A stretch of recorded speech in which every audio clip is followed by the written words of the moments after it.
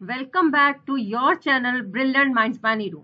Students, in this video we are going to discuss various MCQs, in fact 25 MCQs on the topic societal impacts. This is for IP students class 12. Okay students, let's start with it. I have given 4 options for each question. Here are first I'm going to show you few true false or fill-ups. Okay, first question. A copyright is automatically generated to authors or creators of content. It is true or false? Yes, it is true. Second, enforce.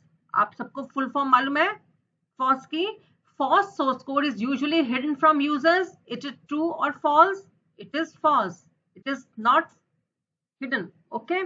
Third, copyright or trademark and patents are dash property. Are intellectual property. जैसे आपने IPR भी आपने पढ़ा होगा, उसकी full form क्या है? ये तीनों जो है ये आईपीआर प्रॉपर्टीज हैं, इंटेलेक्चुअल प्रॉपर्टी है. Number 4, dash software remains the property of its owner और creator and is used by end users और organisations and pre defined conditions. That is proprietary software. जो उसकी प्रॉपर्टी जो होती है किसके पास होती है? वो किसके प्रॉपर्टी है? या तो ओनर या उसका जो क्रिएटर है, और साथ में जो एंड यूजर है या ऑर्गेनाइजेशंस हैं कुछ कंडीशंस के साथ में.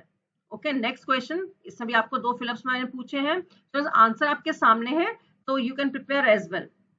The practice of taking someone else work on ideas and passing them off as one's own is known as plagiarism. Yes students, that is plagiarism.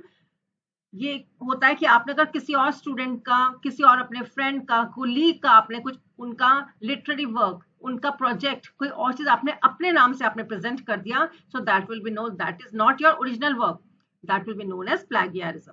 Next is the trace and traces that are recorded with each and every online activity we perform is called as digital footprints.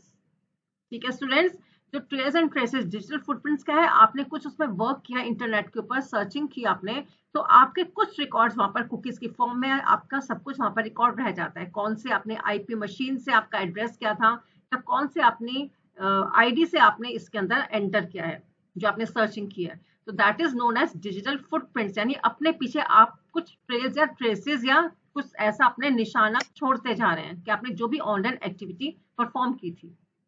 Next is digital footprints are stored dash temporarily for few days or permanently or 7 days or only for 3 days. It is permanent. Permanently store हो जाता है students आपके जो digital footprints हैं. आपको मालूम होगा, जैसे अभी आपने सपोज फॉर एग्जांपल मैंने अभी कोई मैंने कुछ प्रॉपर्टी के लिए सर्च किया, कुछ दिन के बाद क्या होगा, आई सी कि मेरे मेल के अंदर बहुत सारे प्रॉपर्टी डीलर्स की तरफ से बहुत सारे ऑफर्स आने शुरू हो जाएंगे. Why? बिकॉज वो हमारे डिजिटल फुटप्रिंट्स को कैच कर लेते हैं, ट्रैक कर लेते हैं, उसके अकॉर्डिंग हमारे इंटरेस्ट जान जाते हैं और हमको डिफरेंट एड्स वगैरह भी भेजते हैं. Next is example of sensitive data is dash name of a person. Example बताना है सेंसिटिव डेटा कौन सा है? Name of a person, credit card detail of a person, date of birth of a person, none of above. That's credit card detail of a person. It is very sensitive data कि आपके credit card बिल्कुल personal है, financial detail है उसके अंदर आपकी, तो एक सेंसिटिव डेटा है, ये उसका एग्जांपल है. Next is number 5 question. IPR, just now I told you, IPR stands for Indian property right, intellectual property right, intelligent property right और इंटेलेक्चुअल प्रॉपर्टी रिसोर्स. अभी मैंने आपको बताया था ऊपर एक क्वेश्चन में, intellectual property right. Number 6, code of the software will be protected by dash copyright, patent, registered trademark, none of above. आपने अगर कुछ अपना सॉफ्टवेयर बनाया है, उसका कोड है, जैसे मेरे पास भी, मैं अपने वीडियोस बनाती हूँ कुछ, मेरे पास कुछ पर मैंने कॉपीराइट लगवाया है कि वो मेरा अपना कोड है, वो उससे कोई भी उसको कॉपी नहीं कर सकता या अपने नाम से वो उससे कहीं पब्लिश नहीं कर सकता. That is known as copyright. ठीक है, उससे उसको प्रोटेक्शन मिल जाती है.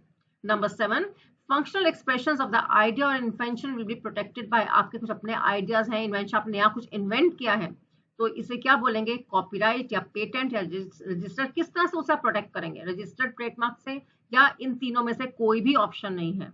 Copyright, patent, registered trademark. Yes students, कैसे प्रोटेक्ट करेंगे? Answer is patent. आपको इसे पेटेंट करवाना होता है और आपका नया कोई इन्वेंशन, आपने नई चीज आपने कुछ तैयार की है, बनाई है तो. ओके.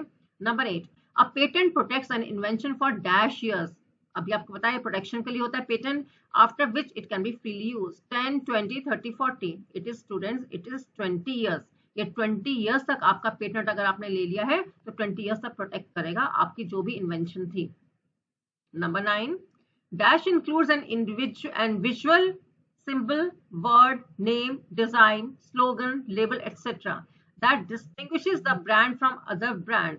कोई भी आपका लोगो हो सकता है, कोई भी आपका सिंबल, डिजाइन, एक स्लोगन हो सकता है। ये आपका क्या बताता है? ये आपका दूसरे ब्रांड से आपको अलग दिखाता है। What is this known as? Trademark या पेटेंट या कॉपीराइट या इनमें से कोई भी नहीं। It is a trademark. Trademark A part is the correct answer. ये कोई भी आपका लोगो, वर्ड, स्लोगन, डिजाइन कुछ भी हो सकता है। Number 10, dash is a type of contract between the creator of an original work permitting someone to use their work generally for some price. इसमें क्रिएटर जो है कुछ प्राइस लेता है और उसके बाद अपने वर्क पर काम, ओरिजिनल वर्क जो उसका था उस पर काम करने के लिए परमिशन दे देता है। What is this known as? Agreement, license, patent or copyright? This is known as license. Okay, original work permitting someone to use their work for some price. Next is GPL stands for what? General Public License, General Private License, General Property License या GNU Public License. First, A part, General Public License. That is the correct answer. Its full form is. Now, GPL is primarily designed for providing public license to a dash. Public license वो किसको देता है? Software के लिए होता है, ये website के लिए या लिटरेचर के लिए या म्यूजिक के लिए। It's for software. ये आपने पढ़े हैं, तरह तरह के अपने सॉफ्टवेयर उनके टाइप्स पढ़े हैं। और जीपीएल जो है मेनली प्रोवाइड किया जाता है, पब्लिक लाइसेंस होता है जो सॉफ्टवेयर के लिए प्रोवाइड किया जाता है। Number 13, FOSS. अभी ऊपर एक क्वेश्चन में फॉस भी आया था। आई टोल्ड यू कि आई होप कि आपको इसकी फुल फॉर्म मालूम होगी। FOSS stands for open source software, free and open set software, free and open source software, then none of above.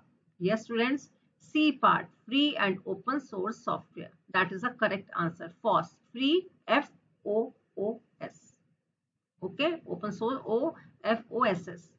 Number 14, dash operating systems comes under FOSS. FOSS के under कौन कौन सा आता है बताइए? Ubuntu या यूनिक्स या Mac या विंडोज? कौन सा ऑपरेटिंग सिस्टम है FOSS के अंदर? That is Ubuntu. मैंने एक वीडियो भी बनाई थी स्टूडेंट्स, आई होप आपने वॉच करी होगी। उसके अंदर क्या था, मैंने डिफरेंट ऑपरेटिंग सिस्टम के लोगोस डाले थे and it was just like a quiz. अगर आप खेलना चाहें तो क्विज खेल सकते हैं, जिसमें उबंटू का भी था, यूनिक्स, इन सबके, मैक के सबके लोगोस बने हुए थे। Next is 15 question, browser come under FOSS. Which browser come under FOSS? अभी जो हमने पढ़ा था ये ऑपरेटिंग सिस्टम था जो फॉस के अंदर आता है। अब हम पढ़ रहे हैं ब्राउजर कौन सा है। Internet Explorer, Chrome, Mozilla Firefox और none of above. That is Mozilla Firefox. ये फॉस के अंदर आता है, free open source software. Number 16 question, that is the dash is the unauthorised use और डिस्ट्रीब्यूशन ऑफ सॉफ्टवेयर। आप अनऑथराइज्ड पर्सन है, आप उसे यूज कर रहे हैं या डिस्ट्रीब्यूट कर रहे हो सॉफ्टवेयर को। You are not authorised to use it और distribute it. What is this known as? This the term for it is software piracy, software copy और pirated software. That is software piracy. आपने चुराया है software को, उसे आप distribute कर रहे हैं या यूज कर रहे हैं। Number 7, dash is defined as a crime in which computer is the medium of crime. Medium as a tool, एक तरह से उसके थ्रू आप वर्क कर रहे हैं, क्राइम कर रहे हैं, कमिट कर रहे हैं। Computer crime, cyber crime, internet crime और digital crime. It is known as cyber crime students. I hope आपको सब आंसर्स मालूम होंगे, और नहीं मालूम है तो अभी आपको न्यू क्वेश्चंस आपके सामने हैं, अपने आप को अच्छे से प्रिपेयर कर सकते हैं। मैंने एमसीक्यूज इसलिए रेडी किए हैं, आपको मालूम है इस बार से आपका, इनफैक्ट लास्ट ईयर से ही हम लोगों का क्वेश्चन का जो पैटर्न है वो चेंज हो चुका है। इस बार कुछ और ज्यादा पहले ही उन्होंने प्रिपेयर कर दिया है कि टर्म 1 तक आपके एमसीक्यूज वगैरह आएंगे इस तरह से। Number 18, which of the following is cyber crime? Hacking, fishing, spamming या ऑल ऑफ अबव? ऑल, सारे ही ऑप्शंस। साइबर क्राइम में हैकिंग भी आता है, फिशिंग भी एंड स्पैमिंग। और ये तीनों टर्म्स आई होप आपने इनकी डेफिनेशन भी लर्न की होगी, या डिफरेंशिएट भी आप इनको करना आपको मालूम होना चाहिए, इनमें आपस में डिफरेंस क्या है। Dash is the act of unauthorized access to a computer, computer network or any digital system. Sign in, hacking, tracking, none of above. That is called hacking. आपने अनऑथराइज तरीके से आपने कंप्यूटर के अंदर डिजिटल या किसी और डिजिटल सिस्टम के अंदर आपने एंट्री की है, that is known as hacking. Sign in तो वेरी मच वैलिड है, लीगल है। उसके अंदर क्या आप अपने मेल अकाउंट भी ओपन करते हैं और कई साइट्स के अंदर भी जाते हैं, कई जगह आप वर्क करते हैं तो साइन इन आपको करना पड़ता है. Tracking is also not unauthorized. Next is hacking. When done with a positive intent is called ethical hacking, active hacking, passive hacking or just ethics. It is ethical hacking. Positive intent, आपकी intention bad नहीं है, mail intention नहीं है आपकी, अच्छी intention से आप उसे हैकिंग करें, that is known as ethical hacking. Next is 21 number, 25 total है, only 4 are left. This is dash is an activity where fake websites or emails that look original or authentic are presented to the user. कुछ fake websites भी होती हैं आपको फूल बनाने के लिए, ठीक है, और या ऐसे ईमेल्स भी होते हैं. इसे क्या बोलते हैं? This is known as phishing और हैकिंग और स्पैमिंग या identity theft. This is phishing and identity theft क्या है? सपोज आपकी जगह पर मैं आपकी आइडेंटिटी यूज कर लेती हूँ, आपका जो पर्सन का नेम है मैं वो पर्सन कहूंगी कि आई एम दैट पर्सन. मैं आपका आई कार्ड दिखा सकती हूँ झूठा गलत कि मेरा आई कार्ड है, दिस इज माय पिक्चर, या मेरा ये नेम है, आपके पर्टिकुलर्स मैं यूज कर सकती हूँ. That is known identity. Hacking already told you. और ये है आपका फिशिंग, जहाँ पर फेक वेबसाइट या ईमेल्स यूज किए जाते हैं. Number 22. Which of the following can be considered as safety measures to reduce the risk of cyber crime? आप इसको कैसे इसका रिस्क को रिड्यूस कर सकते हैं कि साइबर क्राइम ना हो, ना कर हो? Use an antivirus software and keep it updated always. Avoid installing pirated software. Use strong passwords for web login and change it periodically. All of above. I hope everybody can answer. Yes, all of above. आपको password भी periodically कुछ दिनों में या कुछ time में आपको change करना चाहिए. बहुत स्ट्रॉन्ग पासवर्ड मीन्स उसके अंदर आपके अंडरस्कोर, उसके अंदर नंबर्स, स्पेशल कैरेक्टर्स भी हो सकते हैं. इंस्टॉल नहीं करना चाहिए आपको पायरेटेड सॉफ्टवेयर को, और एंटीवायरस सॉफ्टवेयर को हमेशा अपडेटेड रखना चाहिए आपको. Okay, next is 23. The process of reselling old electronic goods at lower prices called refurbishing, recycle, reuse और reduce. Yes students, this is the first answer, refurbishing. पुराना जो आपके ओल्ड इलेक्ट्रॉनिक गुड है, उनको गुड्स हैं आपके जो इलेक्ट्रॉनिक के जो डिवाइसेस हैं उनको रीसेल करना लोअर प्राइसेस के ऊपर. उनको कुछ ठीक ठाक किया आपने, उसकी कंडीशन बेटर की और उसे आपको रीसेल कर दिया. This is known as refurbishing. 24. Ravi downloaded a software from internet free of cost, and moreover the source code of the software is also available which can be modified. ठीक है, free of cost उन्होंने वहां से download किया है रवि ने, और source code भी अवेलेबल है और उसको मॉडिफाई भी कर सकते हैं. तो ये कौन सी कैटेगरी है स्टूडेंट सॉफ्टवेयर की? शेयरवेयर, फ्रीवेयर, फॉस और malware. Of course not malware. अब बताइए इन तीनों में से कौन सा है? Free open source software, that is FOSS. और फॉस से रिलेटेड मैंने 2 क्वेश्चन आपको पहले भी बताए थे आपको कि कौन से ऑपरेटिंग सिस्टम पे वर्क करता है या कौन से ब्राउजर पर वर्क करता है. Proprietary software is a software which is available dash free of charge on paying license fee, free for first year only, none of above. On paying license fee, ये भी हमने ऑलमोस्ट इसका मिलता जुलता थोड़ा सा मॉडिफाइड क्वेश्चन मैंने आपको पहले भी कराया था. प्रोप्राइटरी सॉफ्टवेयर में क्या होता है? जिसमें आपको लाइसेंस फी पे करनी होती है. Okay, that's all for today for this topic. 25 MCQs मैंने आपके रेडी करवा दिए हैं. And if you have not subscribe the channel, do subscribe the channel Brilliant Minds by Neeru, so that you do not miss any of my video students. All the best students.